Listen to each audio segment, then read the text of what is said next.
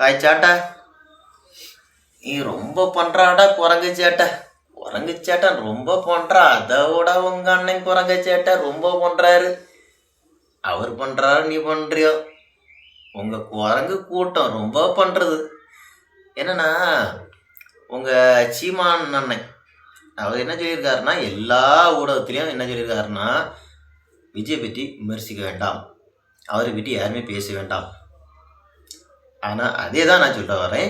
நீ என்னன்னா உன்னுடைய யூடியூப் சேனலில் சாட்டை யூடியூப் சேனலில் நீ என்ன பேசியிருக்காருன்னா, எல்லாத்தையும் சொன்னார்.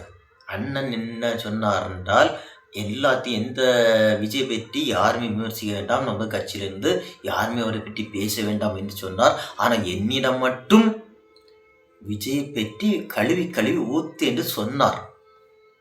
நான் சொல்லலை, நீ தான் உன் சேனலில் சொன்னான். நான் நீ இவருக்கு எடுத்து பார்த்துக்க. நீ போதையில் பேசுனே, போதை இல்லாமல் பேசுனேன்னா தெரியாது. இல்லை குரங்கு புத்தினால, நீ குரங்கு புத்தி தானே, குரங்கு சட்டையில் ஏதாவது பேசியிருப்பா. இல்லை நாயன்னு சொல்ல முடியாது. இல்லை குரங்கு, நீ குரங்கு புத்தியை காணிச்சிட்டால. அப்போ உன் அண்ணன் சொன்னான்னா அப்போ அவன் பச்சோந்தியா, இல்லை அவன் வேற ஏதாவது ஒரு இனத்துக்கு பிறந்தவனவன், குரங்கு பிறந்தவனா இல்லை நாய்க்கு பிறந்தவனவன்?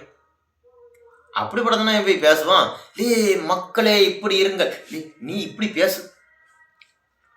அப்ப அவன் எப்படிப்பட்டான்? அவனுக்கு கீழே இருக்கக்கூடிய நீ எப்படிப்பட்டாய்?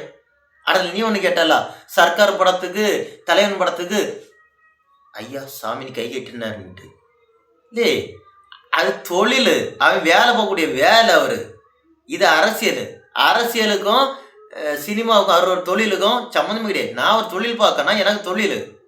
நான் ஏன் ஓனர் சம்பளம் தரல, இல்லை ஏதோ பிரச்சனைன்னா அவர்கிட்ட நான் கை கட்டி நிற்பேன். அது ஏன் தொழில், நாயை புரிஞ்சுக்க.